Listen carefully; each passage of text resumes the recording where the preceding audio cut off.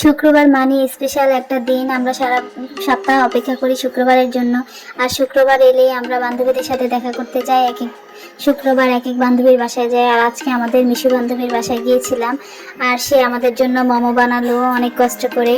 গিয়ে দেখি সে মোমো রেডি করতেছে। এই তো মোমো হয়ে গেছে, এখন সে নাস্তা রেডি করলো।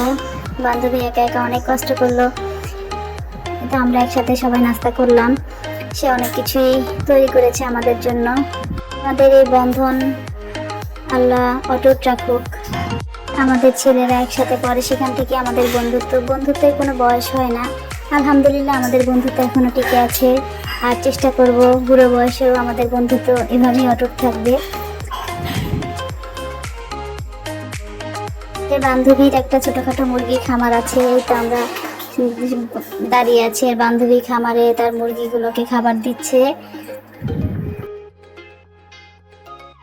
বান্ধবীর আলহামদুলিল্লাহ অনেক গুণ। সে হাঁস মুরগি পালে, তারপরে অনেক কিছু আজকে আমাদের জন্য তৈরি করলো। সবগুলো খাবারে অনেক মজা হয়েছে।